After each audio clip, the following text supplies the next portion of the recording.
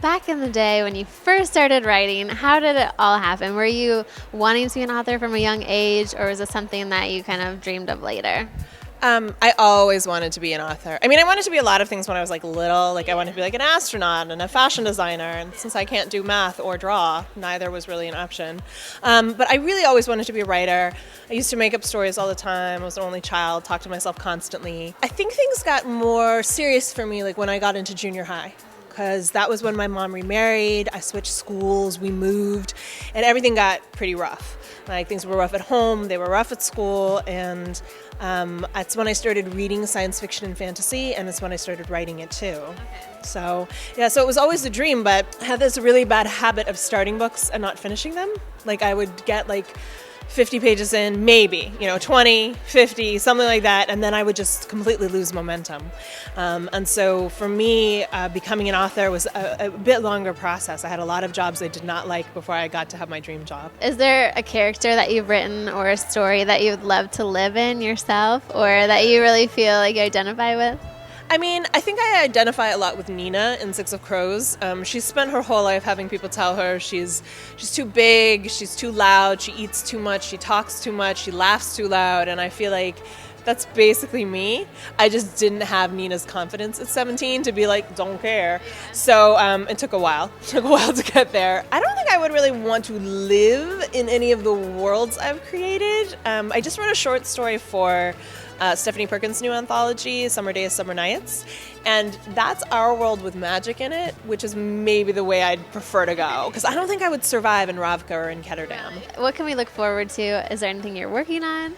I'm working on the sequel to Six of Crows. It's called Crooked Kingdom. I'm really excited about it. Six of Crows was a heist book. Crooked Kingdom's a little bit more of a con book. And then I have a few other things that I'm working on. I have the anthology that's coming out. The characteristics that you just described, I feel like is things that people love about you, how you're so fun and you're so warm. You're gonna hate it. What would you say to someone who maybe feels similar, that they just are getting these messages but they want to be themselves and they're having a hard time? I think that this is actually, no matter what your personality is, this is what the world is going to do to you. They're going to tell you you're too this or you're too that, right? You're too shy, you're too weird, you read too much, you talk too much, you don't talk enough. There's always people who are trying to tell you you're too something.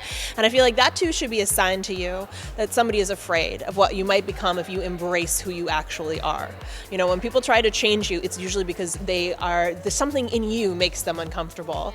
So I say just go for it. Instead of moving away from the two, dive right into the two. Do two. Essentially, yeah. It's easy for me to sit here and be like, do this, do that. But the truth is, like, we all have that moment where, like you get into it with somebody or somebody says something to you and like you're driving away and you're like, dang it, I just thought of the most brilliant thing to say. But I honestly think that the work has to happen before the moment, right? Like you have to come to a place of peace with yourself. And I know that sounds super Los Angeles and super like, let's get all zen and put dream catchers up, but you really do have to come to a place of peace with yourself where you're at ease with those things. And so that when you see when somebody is attacking you or making you feel uncomfortable or giving you that like, oh my God, can't you take a joke or whatever it is, like that you're seeing how frightened they are. Like if you can see that that's a reflection of their own discomfort, then it is not necessary. It has so little to do with you. It's like those, like there's trolls who like troll people who are like, that troll people who are heavy, they troll people who are thin. They're always out there being like, oh, you should put on some clothes, or oh, you're too fat to be on Instagram, or oh, you're too this or you're too that. It's like, those are people who there's something fundamentally missing in them, and that they see other people having a good time and are like, that's not fair. Why are you? I'm not having a good time. Why are you having a good time? So I think that's in the moment. Hopefully, you can see that in them, and remember it has so little to do with you. But I know that's hard. Just remember that whatever you're going through, like chances are, one of us made it through it. We came out on the other side. I guess that's my it gets better, but it really does.